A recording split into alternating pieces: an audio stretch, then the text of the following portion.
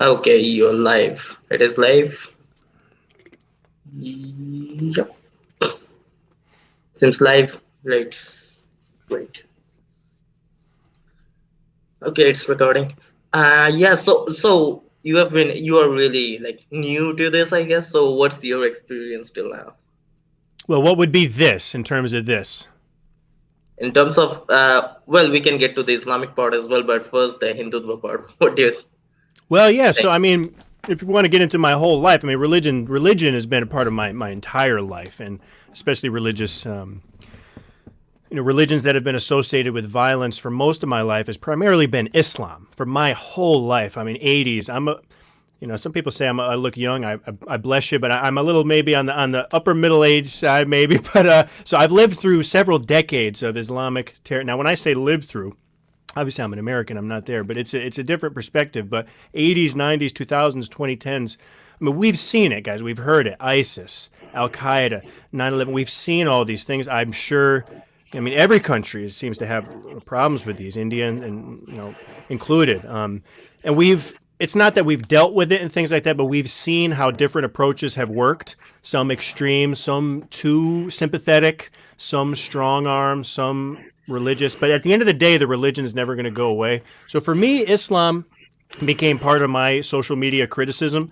Recently, I started to do a couple interviews and things like that, and it become really heavy. And basically, as a coincidence, I got involved. When you criticize Islam or any religion, or especially me, as I have a few connections with the subcontinent, so whenever you criticize these things, sometimes you get into a little India-Pakistan scuffle or a Hindu-Muslim scuffle or a Hindu. So I've seen these things and I've heard of Hindu nationalists like in my head like years ago. I've heard of this guy Modi, but to be honest, most Americans don't know what's going on in India, and to be frank, they don't care.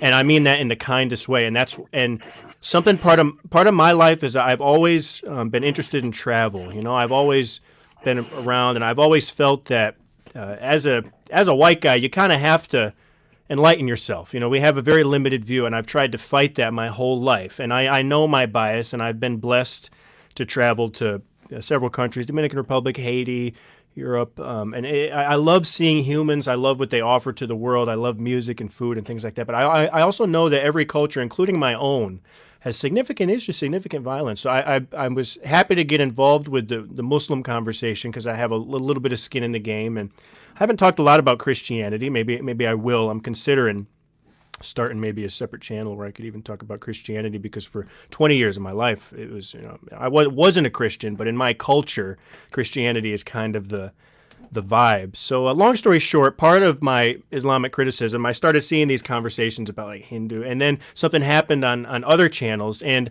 on my comments, I'm actually a little positive towards certain religions, and I take a softer approach sometimes. And whenever I would even say anything good about Islam, I would get this Bengali guy commenting on my page, just thread after thread after thread. Whenever I said even one good thing about Islam, like, hey, check out this Qawwali track. Oh, by the way, Muslims killed this, Aurangzeb, blah, blah, blah, all this shit.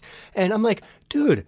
And I put out this video that said, man, why do you guys hate Muslims? Like, help me out. And, I was a little harsh. I'm a harsh guy. I got freedom of speech. That's how I talk. And eventually, like a week and a half later, now I'm talking about you. Now tons of my Twitter is about this. And I don't even want to say Hinduism. It's not even Hinduism. It's about religious violence. It's about superstition. It's about progress. It's about It's care. literally this movement. It's called the Hindutva, Hmm. and it's literally Hinduism plus Nazism. And yeah, So and I'm the learning. I'm guy, learning. I'm learning about it. yeah. So the founders of this organization, the RSS, they literally took inspiration from Hitler and Mein Kampf, and they openly say that Hitler was a good guy and stuff like this. So you can imagine where they get these morals from. And Well. Here's the thing, and I know that's a strong term, and I'm actually like a right wing person here in America. I'm a Republican. I'm a conservative. I believe in, some would even call me a patriot, I guess. I'm a patriotic, but I criticize American. I love I'm like a right wing person. Now, part of being a right winger, I think, in any country is they're going to call you racist, bigot. You don't like old people. You're homophobic. Like I've heard this stuff all my life. They used to call me Islamophobic and you're white supremacist. All these kind of things, and I'm like, okay, I get it. And people have called me like Nazi, you're a fascist, and I don't support Trump. But being a Republican, they say you support Trump, you hate Muslims, and whenever I get those criticisms, I just ignore them or I deal with them just point by point. I don't ever apologize for my fringe. Now, the thing in my party, that's a fringe. More I'm discovering in India, this is the majority. And what I'm getting is apologetics. I'm getting excuses, and it's blowing my mind. I'm getting answers from thousands of years ago. I'm getting just ridiculous. I posted a link today of this stupid Jashi Ram shit. There's already 3 apologetics in the Twitter. It's blowing my mind. So when people call me call me a name, like, John, you're a racist, I say, prove it. Or something like that. So when I say these things, I'm pretty sure it might be extreme, but it's based on something, guys. And it's up to India and the citizens of India to come up with this answer. Like we're the critics. We'll throw the bombs. But you have to open up the conversation. And I'm here to help. I want to help. I love democracy. I want the world's #1 democracy to spread in this region. Saudi Arabia needs to learn from India. Seriously.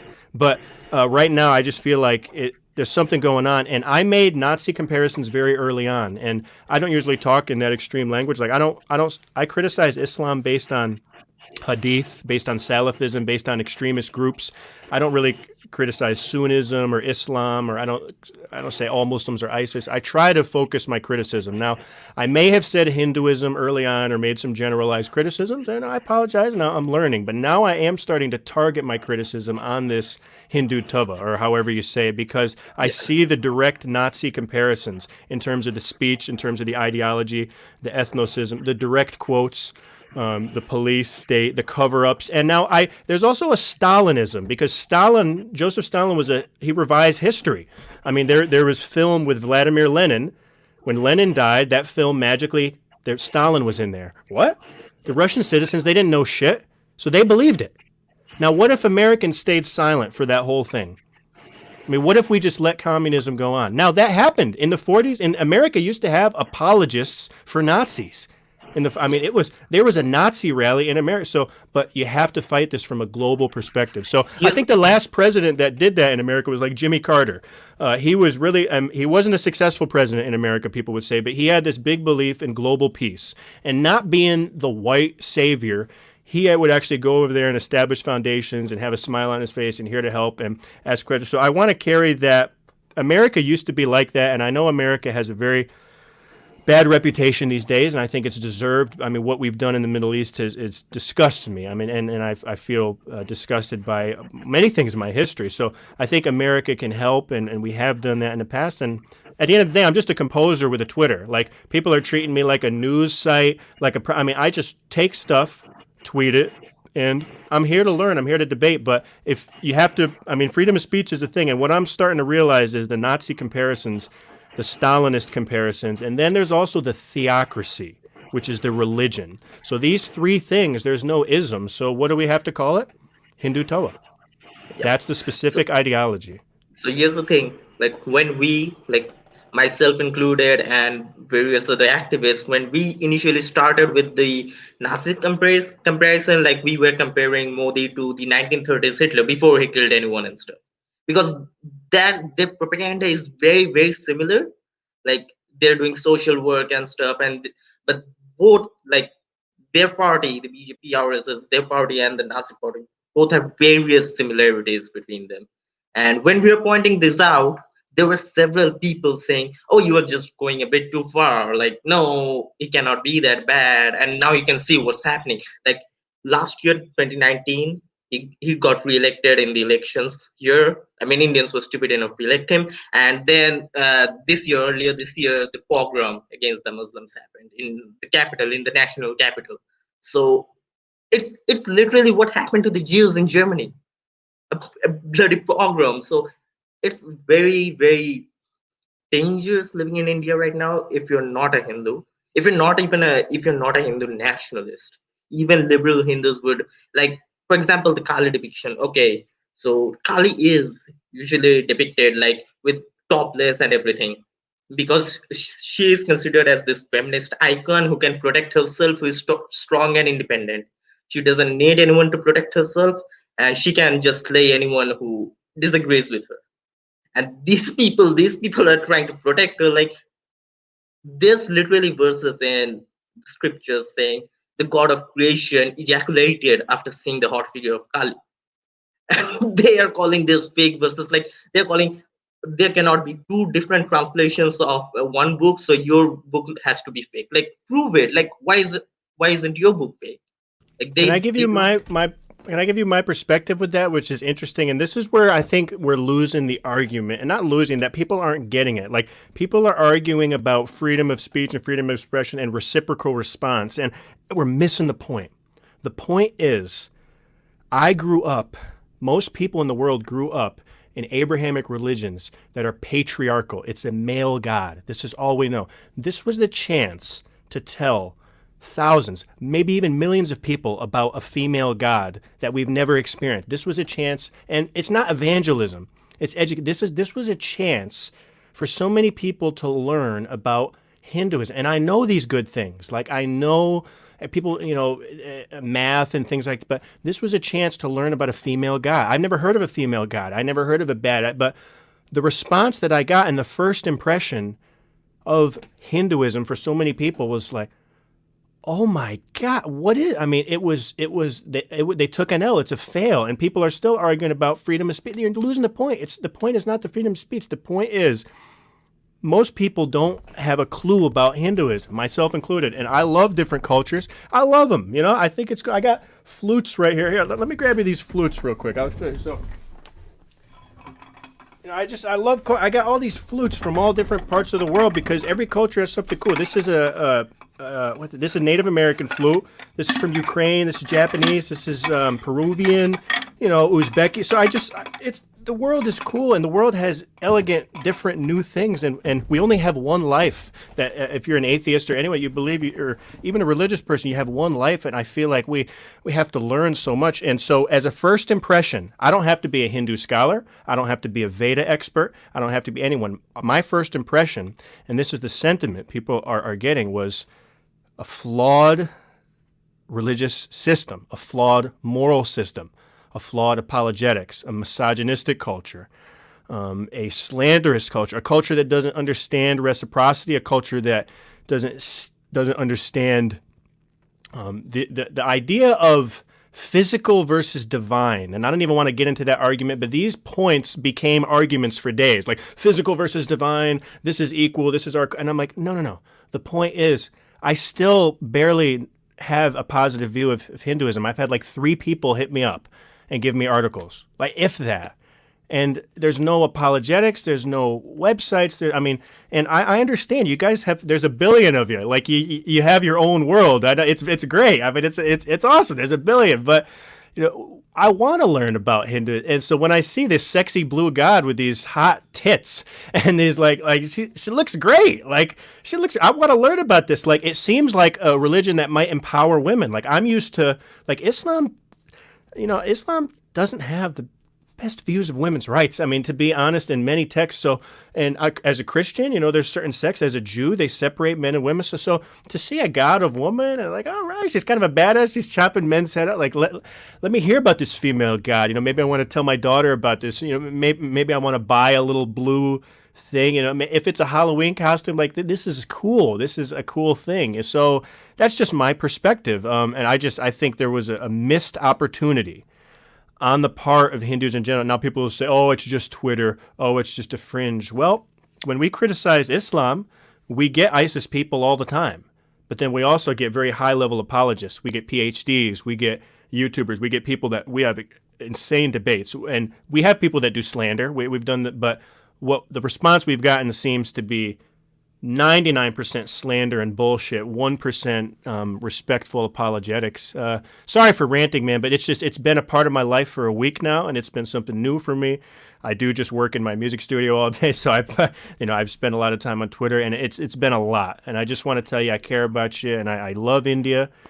Whatever the slogan is, Ya Hind, there's whatever I'm supposed to say to be patriotic, but I appreciate you guys. I appreciate what you've done with my country and wars and our economic partnerships and things like that. But I think, if we can get rid of this religion and have a proper secular state, we can rule the world. If India, America, UK, and all these and these proper democracies unite, we're going to rule the world. But if you have Russia, Iran, and some of these oppressive countries uniting and some of these dictatorships and theocracies in some African countries and start making their own trade, it's not the peace in the world in the 40s in the United Nations was when the democracies were unified. Like, we have to be unified, and I just see India becoming a theocratic Nazi state, and America doesn't want to have anything to do with that.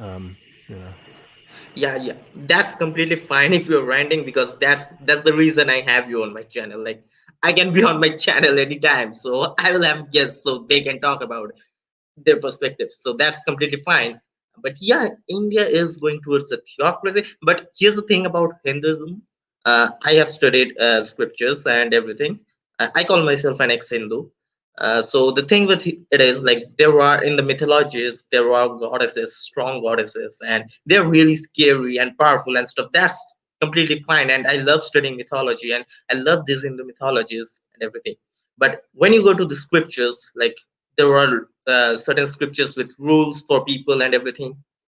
Those texts are not very different from Islam. For example, I have this one video, one misogynistic verse from each of the top four religions. And the verse from Islam is the Surah An-Nisa, like the wife beating verse. And the verse about Hinduism is like from one of the Upanishads, which is a very similar verse about wife beating. It says, if your wife doesn't yield to you, then first buy her with gifts. But if she's still saying no, then strike her. But the next verse goes like this. But if after that she yields, then okay, that's fine. Like, it's very similar to the An-Nisa verse and Surah 434. And these are laws. And one of the ideologies of the RSS, the Hindu nationalist group organization in India, is like, they want the Indian constitution, which gives India the right to be called secular, because it is secular in the papers. The Indian constitution, they want to replace the Indian constitution with a scripture called Manusmriti, which is literally the Hindu Sharia. It has hardcore rules for Hindus, and they want to replace the constitution with that. So that's an actual political talking point. I mean, that is their ideology. That's pretty extreme. When after independence, when the guy, okay, so the founders of a nation, okay, like the father of the constitution, the first prime minister, these people were atheists. Like, they were secular humanists and atheists. So these people wrote the constitution. So of course, the constitution was written in 1950s, so it would need amendments because a lot has changed in the world. But that doesn't mean like the constitution itself is completely bad. It can be amended and everything. But when these people, that the main opposition was that these people are disregarding 1,000-year-old scripture, which is because it is 1,000-year-old, it is supposed to contain more morals and everything. Okay, like, I don't understand this about India, man. It feels like sometimes in India they might think that they're the only country with history, that they're the only country with a scripture, that they're the only country with racial. Okay, in America we have the Bible, that's thousands of years old, and it has all that shit in it. And the Constitution says, in God we trust, and all this stuff. But we have a Bill of Rights that hasn't changed since 1791. Because the basic freedoms that have protected me to talk about this stuff and have protected us and have allowed us to protest and arm ourselves are the 10 Bill of Rights. I mean, since 1791.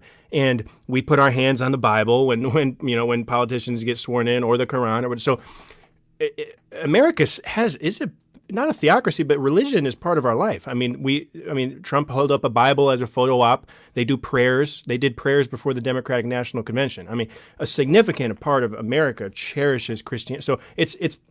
I'm not going to say America is a Christian country. It was founded on Christianity, but our founding documents have this shit.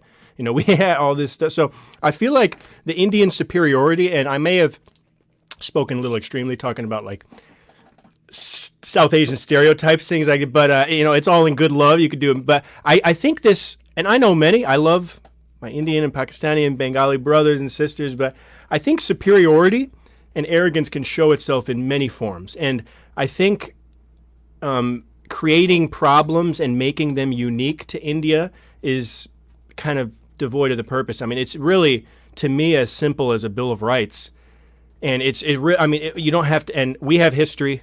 We got white and black. I mean, there's a fringe part of America right now that are rioting and burning the streets based on historical injustice. They're young kids, most of them. They seem really big on, but in most of America. So it's like India has these problems. Israel's had these problems. Palestine. We nuclear bombed Japan. They came back. Germany got destroyed twice. So it's like India. I understand the victim card thing, but it feels like the real victims are the ones that are in India. That, and I don't want to be too harsh, but I think you know exactly what I'm talking about here. Is that you don't want to make a small problem big. Like if I have an oil leak in my car, I'm just going to change the oil. I could do it myself for $5. I can go to the shop and have the guy do it for $120. I can go and do a full checkup if I want. But it's like, I feel like it's a secular state. You're right, the Constitution, but I feel like everything's there. India before 2014 was a lot of this stuff going. I mean, the perception of India was always this peaceful, nice, cool place. I mean, so it feels like the systems are there, but it's not like these are radical problems. It's not like every other country doesn't have these issues. It's not like there's been. So I understand that the fascist government has to use historical talking points and years of propaganda to create these kind of points, and people like you who are rationalist and logical and maybe have internet access and able to study the world might be able to fight it, but you're seeing how the dictatorship of the majority can be really powerful. So it seems like every Indian response, I mean, I'm getting these talking points about these Muslim rulers. You look them up, they were secular. I'm getting these things about this didn't really happen. You look it up, it did happen. I'm getting these and I'm getting these. So it's the sign of the fascist state. But, you know, Germany had a huge dictator. They got out of it. Russia, huge dictator. They got out of it. Japan, they got it. So you can do it. We're here to help, but we're not going to lecture you. You got to do it yourself, you know. There's many theories of how African countries can and have developed and will develop. Zimbabwe is an interesting example of colonial influence and then taking out and then influence. So there's various theories, but at the end of the day, individual countries have to deal with it. And the world's going to criticize you. The world's going to hate on you. When you go to the UN, I think 70% of the conversation is bashing America. But, you know, thick skin. You know, so I hope what I'm saying is just, you know, highlighting. I'm not an expert, but I'm telling you what I'm seeing. And I know there's a billion of you, but there's 6 more billion that are here to help. And my mom doesn't know what Hindutva is. How do you say it, by the way? Hindutva. Hindutva? Hindutva. Hindutva. Hindutva. Yeah. Hindutva. That's fine. Yeah. So I'm here to learn, and if I'm misinformed, go ahead. Tell me. Yeah, that's completely fine. But I think you have understood more than most people here understand it. So I want to make 3 points. First of all, Germany had a dictator, Russia had a dictator. That's fine. Yeah, they can get out of it. I think India can get out of it as well. But I think the world would be better if they get out of it without a world war, because lots of people will die. So that's one thing. Like, that's the thing. It was so difficult that it's like there's no option. I mean, what in history? I mean, this is a historical first. Like, it seems like war is usually the answer in these cases. So you guys are going to have to set the example for the future. And especially India now has, like, India is the 4th strongest military in the world right now, and that's the thing. Like, if you want to remove a dictator from India, that's gonna take a war. if it gets really, really bad. And especially like the US, the president can stay for a maximum of 2 terms. In India, the prime minister can stay indefinitely in the office. There's no term limit. So just see that this is Modi's second term. He can get reelected again and again, and just until he gets too old to be prime minister, he can get elected as many times as the people want. And as you can see, these are the majority of the people. They want him to be there, and the opposition, they are divided. Like the US is mostly two parties, Republicans and the Democrats. In India, there are various parties, and the opposition to the BJP are very, very divided. Some go for the Congress, some go for another party, and there are various parties. So that's one problem. Another problem is like when you say Bengalis, like it's not just Bangladeshi. I am Bengali myself. So when during the independence, Bengal got divided into two parts. The western part is in India, and the eastern part was in Pakistan, which got independent and is now Bangladesh. So there were two Bengals, one in India where I live. Uh, so we are the same ethnicity, but we got divided. Um, but anyway, we got divided on religious lines, by the way. Like the Bengal I live in is a Hindu majority state, and Bangladesh is a Muslim majority state. So that's how it got divided. But anyway, and there's another thing: the government in India right now, they are trying to change the history. For example, the earliest you can see is the Aryan invasion in the Indian subcontinent. We know that happened. We have archaeological data and even biological data from the steppes. These particular group of people came from the steppes in Eurasia, in Western Eurasia, Eastern Europe. So, I mean, the argument could be that whether they invaded violently or they just migrated to a place where the people already moved out from there. And I think new research suggests that they just migrated peacefully at first, but after coming in, they did conquer various other aboriginal tribes in India and establish their own kingdom. So, but the current nationalists, they want to like promote this false idea that the Aryans, they have been in India for eternity. They originated in India, and they were the first people. Every people in the world were originally Aryans who migrated from India. They were all Hindus, and now they're worshipping false religions. And this is the kind of stuff they're this is the kind of propaganda they're spreading. So just Well, it's not. I mean, it's dude. This is a good discussion, man. And these are the conversations that we got to preserve, because over here you will say people you'll hear people say the two-party system is no good, and they'll have talking about it. And then over in India, it's like, oh, maybe we need a two-party. So it's very very interesting to hear these things. The historical revisionism is an interesting point. Now, the big picture could be a discussion like, were the Mughals conquerors or peace? And that's a big one. But there's also, as I have these debates, there's fine little points of every little bit of history that creates this narrative. And it's exactly like what they did with the Jews. First, they were moneylenders. Then they were shady. Then they killed Jesus. Then they were criminals. Then they had to wear the yellow patch. Then they started disappearing. Then they were accused of, increasing rent, so they put them in a new neighborhood. Then the neighborhoods were getting dirty, so they shipped them out to the concentration camps. Then and so it's this narrative. And I'm working on stuff right now. My buddy just sent me a Vedic Board of Education is coming. Like I have all these. I was working on a thread, but this stuff just really blew my mind and it's been hurting my heart. But I have this whole thread coming, rewrite of India's education. I mean, I'm looking into it, and it's crazy. But even the little debates I'm having, they'll talk about, oh, this emperor, who's the emperor that killed the guru? I mean, that guy, you look him up, he was a secularist drinking wine. They don't even know if he was a Muslim, So, and then you have this discussion about sati, and they'll say, oh, this was just a minor practice, not Hindu. And then you look at the sources, you're like, the fuck are you talking about?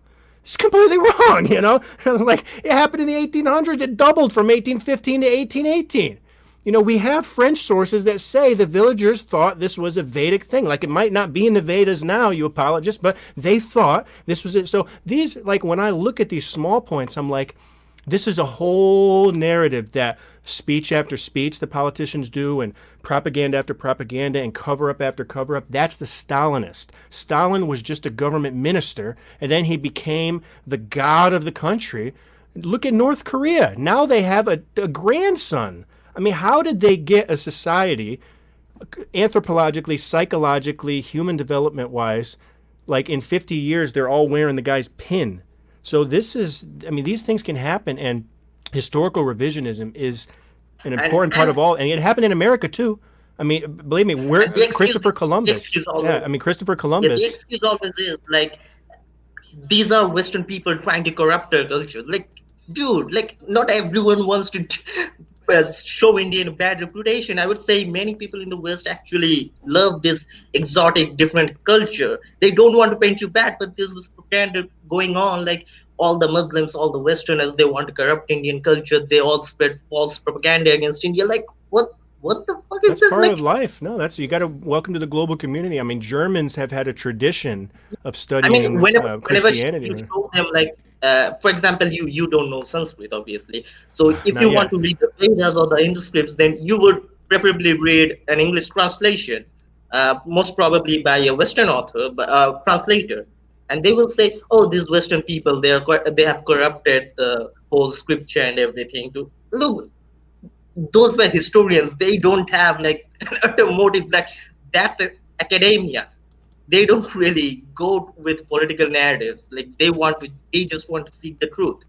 And these people have like spread this propaganda on a lie that Muslims have been doing this and that, Western people have been doing this and that, so now we need to, and they love Israel for it because Jews were persecuted.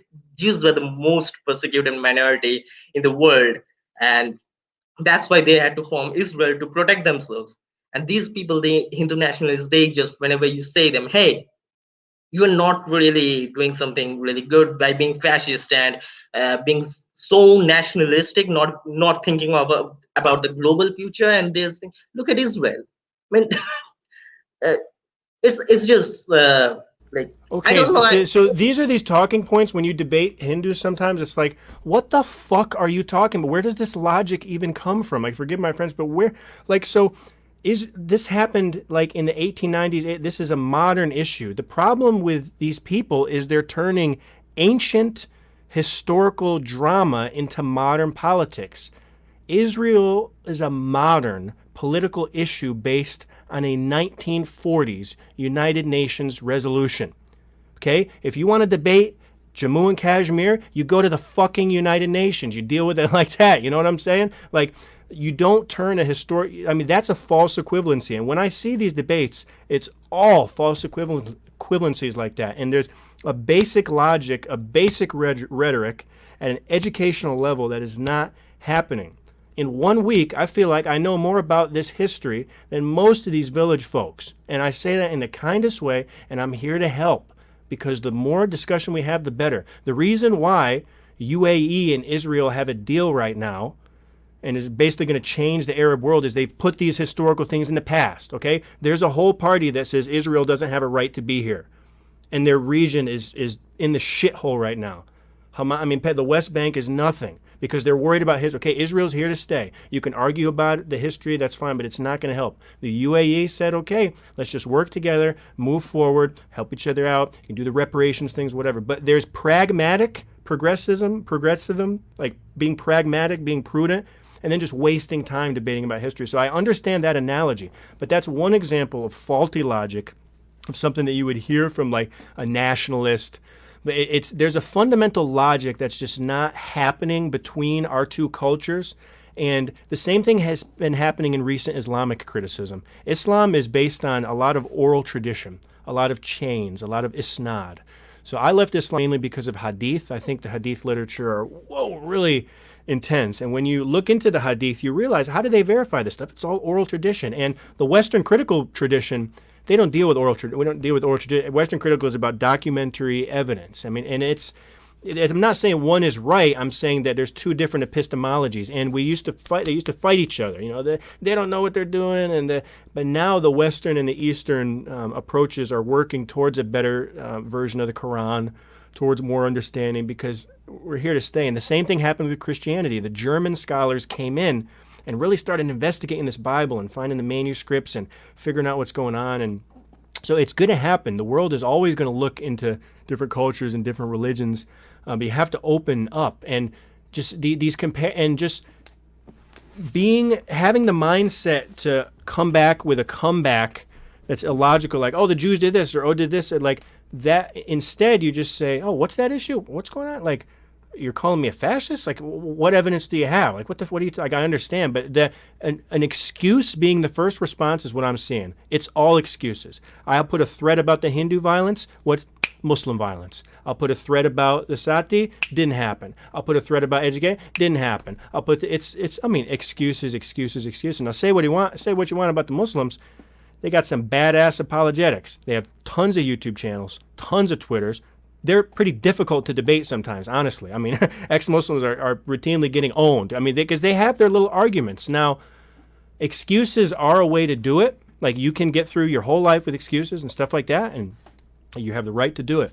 I don't think it's the right approach, and I don't think otherizing and making an enemy is. And every time I comment, they see my Italian last name, they say, "Oh, what did Mussolini do?" What are you talking about? They'll say I'm white. They'll say you do. So I feel like every Hindu or Hindutva I talk to is trying to find a prejudice instantly. Like, it's this mindset of an instant prejudice. He's a white guy. He must be this.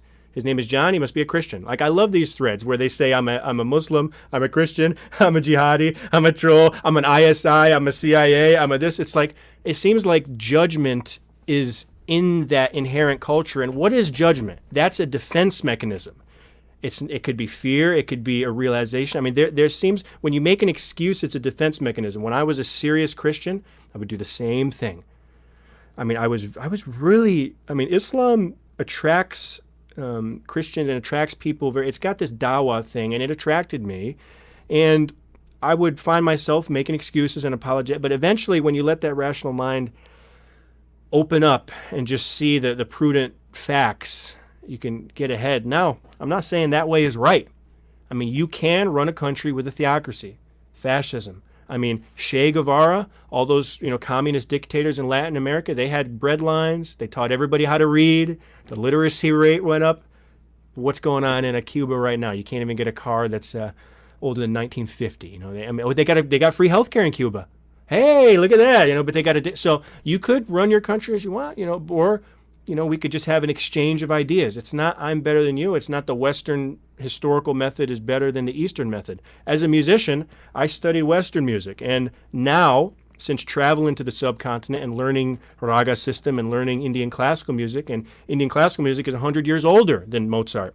Now I have a greater understanding of music, and now when people come to me for music lessons, I don't really teach a lot of the Western stuff anymore. I use a lot of raga, which is ear training, and when I learned tabla, I studied with a teacher where you have to, I'm not used to sitting like this, so he made me sit like this, at the Nod Young School of Music. He made me sit like this for like hour lessons. Na, din, din. Na, din, din. Na, ticka, ticka, na, ticka, ticka, din. And like, it was totally different for me. So I'm listening, I'm like, what is this? So the exchange of ideas, it's what's beautiful. Now, I'm not saying it's right. I could have an argument that I think the Western the Western method of music could be better because you could write it down. You could preserve music like this. I think with raga system, the oral tradition could be a deficiency. Or you could say the Indian system is better system of music education because it doesn't use writing, which is a totally different system. So it's a debate.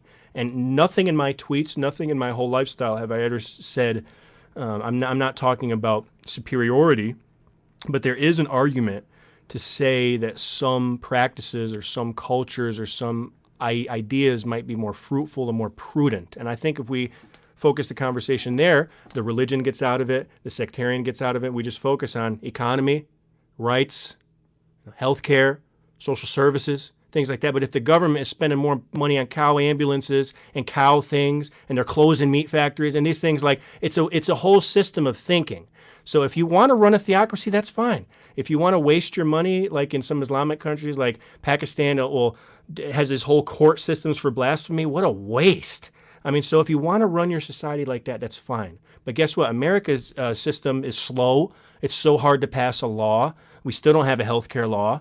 We're stuck with these two old guys. So every system has a thing. But I find that just making excuses limits the discussion. So I'm here to have a discussion. I'm not an expert, but I'm not going to stop talking about this. You got a new crusader, and I'm talking with this person right now about a documentary that we're going to be maybe putting together, maybe even presenting to the United Nations. So there's stuff that I'm working on because this issue has been really passionate about me, and I think everybody needs some help in the world.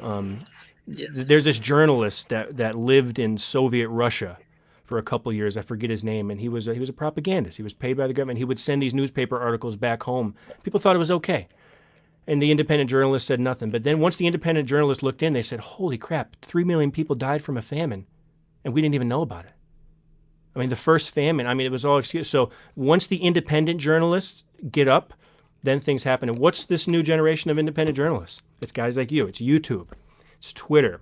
It's these Patreon journalists. It's these chats from, just human beings. I mean, Black Lives Matter. All these things are started from cell phones, from grassroots. This is the future, and we're not going to stop these discussions. And I know in my society, I might be in a position where I'm not going to get chased by clubs, chased by a mob or something like that. And I know in some societies you might have that happening to you, but we're all in it together. And if I am misinformed, then oh well. But I'm going to talk about what I see, and I'm going to call it how I see it, and you have an ally in this fight. And that's the end of this rant. Yes, that's great to hear about having Western allies, because like you already know by now, India has blasphemy laws, and that's the scariest part is like for example, in my state, the blasphemy laws are not strictly enforced. Like a few months ago on Atheist Republic, we reported this news that this guy filed a complaint against a poet or an author, I don't remember exactly, for insulting Hindu sentiments, and the court said Hinduism is an ancient culture. You can't just hurt its sentiments by just writing something against it. You that's just nonsense. And that was really great. The court did something sensible. It makes sense, because if you really think of it as an ancient culture, you cannot just hurt this entire culture by just one tweet or one book or something like that. And that was great. But is the thing, in my state, even if the legal authorities don't do anything against me, there's this mob of people always prepared to lynch. Like, have you seen the news regarding the Muslims? They're forced to chant Jai Shri Ram, and they're beaten. They're forced fed cow dung. They're forced to drink cow urine, and they're forced to eat pork. And just because if they don't chant Jai Shri Ram, and even if they do, sometimes they're really, really beaten up, and it's just horrible. And these people pretend like they're not violent at all, and that's nonsense. Yeah, this ignorance is what's blowing my mind. Like, there's still people that think that like a Hindu has never killed somebody in his, like, I still see these talking points. Hindus aren't violent. So I posted one this morning, and I posted both sides. I posted the government propaganda. I posted everything in this thread. Let me find it. It was from this morning. The cab driver made to chant Jai Shri Ram before he was killed, from today. There's NDTV. Because I've already dealt with you guys I've dealt with Indians for a week, so I know what they're going to come back with. So I found other sources. So I found Indian Express, which said, oh, the mob, it was just a bunch of drunk people. They were stealing and looting. Then I found another article from The Wire in Two Circles, where it was the interview from The Sun. Said it was bullshit. Said he had to shout Jai Shri Ram. Here's the phone recording. If they wanted to steal something, they would have stole the. So everything's right there, and I'm instantly met with these talking points. There's, like I said, a defense mechanism that they don't want to hear it. They don't want to hear it, and it's okay. I don't like hearing about that white supremacist in Charlottesville running over a protester. I don't like it. I hate it. I cannot believe in 2017 that there were people with tiki torches in Charlottesville chanting "They will not replace us" about the Jews. I mean, that's why that's how Joe Biden started his campaign in 2017 in America. I don't make excuses. I mean, so facts are facts. And if my government came and like made excuses and stuff, and Trump had this statement, there was like, oh, there were good people on both sides maybe, and then it became this big issue, because it is a big issue. Now, would that be a big issue in India? Is there a huge news story about the government cover-up? I mean, is there anything about this? This Indian Express article is absolute bullshit. I mean, it's crazy. But anytime I share an NDTV, I'm already used to the conspiracy. So this Jai Shri Ram thing happened today. I posted it. I typed in yesterday's date, got another article. I typed the day before that, got another article. I typed the day before that, I got it. And now I have all these folks.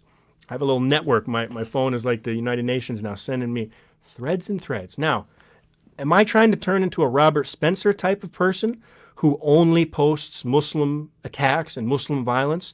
No, because what he does is he posts any event and will put Muslim on it. So if there was like a dispute, he'll put, and they were a Muslim, Muslim. What this is, it's a specific example of religiously motivated violence. Now, if this was just a drunk driving incident in India, why would I post it? There's nothing. People die from drunk all the time. This is a religious violence issue, so it's a different story. So I'm not going to do like what a one-sided person would do and only show instances of when it's not when a Hindu does a crime. It's when a crime is done in the name of religion. In this case, it has to do with Jai Shri Ram. What was he doing wrong? He's not even wearing a topi. He doesn't have a beard. He's driving a cab in UP. Now his son's got a dead father, and he's got a government that's making excuses. Imagine being that kid. I don't care if you're a Muslim, if you're a Christian. I mean, this is why we're talking about this. So if you're making excuses, and you're these fucktards that are in my mentions making excuses, you should be ashamed of yourself. Look deep within your soul. When you make excuses, when people that are your blood, this is your people. You're the same blood. This blows my mind. America, our issues are like white versus black. This is the same people with the same heritage killing each other, and the government and probably most of the neighborhood is going to make excuses. You have to live with yourself and look into yourself. Am I pontificating to you? Yes. People do it to me all the time. Hurts my heart when I see white people doing shit. But we're not going to progress if we make excuses. You are part of the problem. What's going to happen if you have a protest outside of the Indian Express office in 2020? What's going to happen? What if I tried to organize a protest of 100 people in front of the government office to protest this propaganda shit? Yeah, in America, we have Fox News. Guess what? We have MSNBC. Guess what? We got YouTubers. We got Kyle Kalinske. We got Joe Rogan. We got John DelVento. I'm just a fucking composer. I don't know what I'm talking about, but I have the freedom to tweet. Because remember that thing I talked about that was written in 1791, the Bill of Rights? First Amendment, first sentence, no regulation of religion, freedom of press, freedom of assembly. I think they realized at that how important that was. So would I be able today to go outside of the Indian Express office with that son and give a speech about the government cover-up? That's my question to you. And I just wanted to rant to all the defenders of this shit that you should be ashamed of yourself. This you are I'm loving you. That's one thing. Like that's really great to have supporters and everything. And yeah, like protesting is difficult. Like yes, when you take up a huge mass of like people protesting against, for example, the Muslims protested against two laws which were discriminatory against the Muslims in India, and there were police crackdown on them, and the violence in Delhi was like there was this guy, Hindu guy, who shot a gun at a Muslim guy, and the cops were behind him just watching him shoot a bullet through another person, another citizen. Well, And these are the that's things you're not going to also, find on like Google, right? Like I'm going to find the major attacks, but I bet in India, this shit's probably just all over the place in the villages and the cover up. yeah, Like they I are making can't. excuses for him. They're saying like, oh no, the Muslims started the violence. He was right. Like, dude, the cops are standing. There's photos and video evidence. Like the cops are just standing behind him and watching him shoot the gun at a Muslim guy. That's fucking horrible. And there's this thing like, do you know the caste system? And I'm yo, learning. I'm learning. I just Googled a couple articles of like I typed in Dalit and I saw like the sewer thing and I'm getting certain apology and I don't know much about it. Somebody just sent me like something from the So here, Vedas and so here's the caste system. Okay, so the top class is the Brahmins. The second, the Brahmins are supposed to be the priests and scholars, and the second is the Kshatriyas, who are supposed to be the rulers and warriors. The third is the Vaishyas, who are supposed to be the merchants and traders, and the Shudras is literally the slave caste. They're supposed to be the slaves working under the other three castes. And there's another one, Dalit, which is not even considered a part of the caste system. They're considered as untouchables. They're considered as lower than animals. Humans, they're humans, but they're considered as low lives. Like they're lower than animals. Like there are scriptures saying that when Hindus say that read this book, you will find this equality. The equality there is like this: as a Brahmin or a Kshatriya, you should respect all creatures, pigs, donkeys, horses, and even the Dalits. Like, this is the equality they're talking about, and even the Dalits. That's like, do you get what it's saying? That's not equality. That's not equality. Whatever you say about it, and So there's a great. I am a Dalit, by the way. My family Oh, really? background is Dalit. Oh, really? So what does that mean in like a modern Indian society? I mean, what? So is Well, is in that my actually state, limiting your employment opportunities, or is that like more kind of yeah, so blown that's up a very issue? complicated issue. For example, the black people, the slavery in the West was like for 400 years. The caste system has been around for over 2000 years. So, like, the black people will face some opportunity problems because they are still like under poverty, and that's just after 400 years of slavery, and the Dalits have faced this for like over 2000 years. So just imagine it. Like, and these people will say, "Oh no, caste discrimination doesn't exist because I have a Dalit friend whose father is rich or has a Lamborghini or something." Yeah. I've heard that our prime minister used to be a Dalit or something like that, Yeah, and that's the same thing with Hitler. You know, Hitler was in the prison. He was arrested for his views. He was a soldier on the front lines of World War One.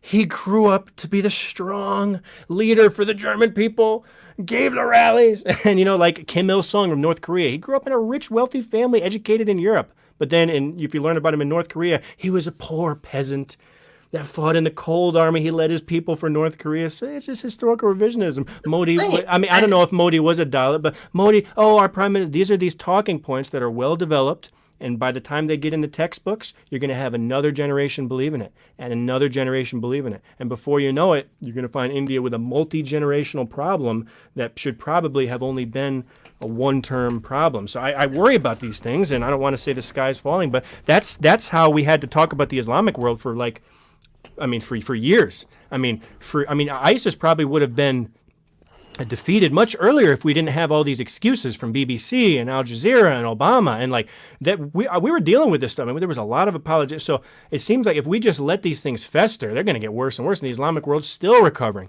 The Yazidis are still going back to their village and it's destroyed. So if we let these things fester year after year, I get a little worried, because it's supposed to be the world's #1 democracy, and they got a Dalit prime minister. There you go.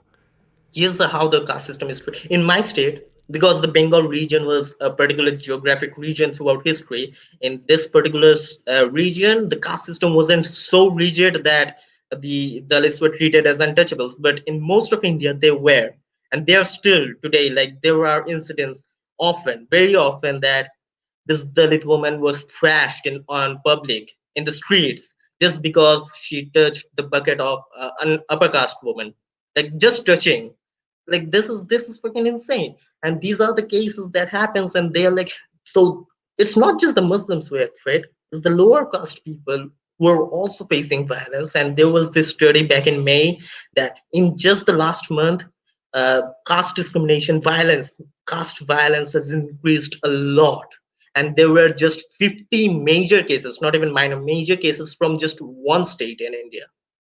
So that's insane. And these people they don't care. They ignore that, or they make excuses for that, and that's not going to help anyone.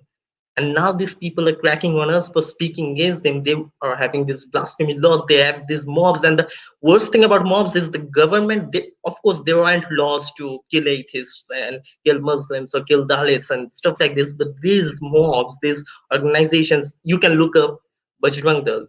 That's something you can look up. These mobs, they are funded by the government because they have ties to the governmental organization. These are Listen, I wanted to show up some whataboutisms right now. Like, these talking points sometimes make you want to bang your head against the wall. You can share your screen if you want to. Yeah. I put up a tweet, a provocative tweet. Sure, I'll show you. And racist, no, but take a listen to this. So I put the tweet. It said, I did a screenshot. I said, yes, maybe I am Hindu phobic, because if I said what I say on Twitter in India, I might be dead by now. So yeah, maybe I have a phobia. Who knows? Okay, a little extreme. So what's the response? Yes, maybe I'm John DelVento phobic Because if I said what I say on your page, I'd so I know you are, but what am I? That's what they do in the schoolyard. Okay? Blah, blah, blah. They're arguing. Then a Muslim came in. They're arguing about Muslim versus Islam. What's the other response? Charlie Hebdo. What the fuck does that have to do with anything? Charlie Hebdo. Okay? Now, here's the thing. Have you ever heard of Indian media?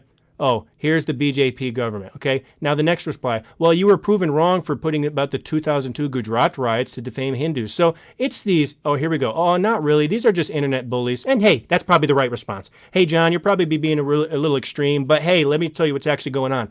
Why are we talking about the Gujarat riots in response to this? Why are we talking about Charlie Hebdo? This, I mean, help me explain the logic. I'm just a dumb Westerner. You can take the screen off if you want. But that, I don't understand. I mean, that's an excuse, but it's also a deflection. On Twitter, we would call it a whataboutism. And back in the day when I used to show a picture of, a jihadi cutting off a head or something like that, somebody would say, oh, what about Christian violence? Or what about the Crusades? I'm like, what are you talking? What about Timothy McVeigh? I'm like, okay, we'll talk about that. We'll talk about Charlie Hebdo. Let's have a video. But right now we're talking about Hindus killing people. That's what I'm talking about. Focus on that, you fucking idiots. So that's what I'm saying. So help me explain that mindset. Help me understand, because even all the YouTubers I've talked to all these people, they're at the point of just laughing. They're at the point of just saying these are irrational people. I mean, they're at the point where there's no apology, there's no talking, and that's why we just block. Like this kind of stuff, these are going to be blocks because these are not rational people. I can't talk with it. It's going to be block, block, block. Now, the lady that answered, hey, you're probably being a little extreme, she'll stay, and she's welcome on my Twitter. She's welcome to discuss it. I'm starting to get moderate Hindus and even nationalists on my Twitter that are willing to talk. But these kind of trolls and whataboutisms, and then you find they get like thousands of likes, like that worries me. So can you please, I'll put mute. If you don't mind, I just got to go upstairs and grab something. I just wanted to ask you that question. Could you please help me understand that mindset, where it comes from? Because it's not something I'm used to. My mother raised me with personal responsibility. As a conservative, I believe in personal responsibility. I was always taught never to blame anyone for anything. I grew up very poor, and I built a whole career for myself. I mean, I believe in personal responsibility. I've made many mistakes in my life. My mom we had a tough family and things like that, but I take personal responsibility. So that's how I was born as John. Could you please help me explain, understand that mindset? And I'm just going to take a quick break if you don't mind. But I would love to hear your answer.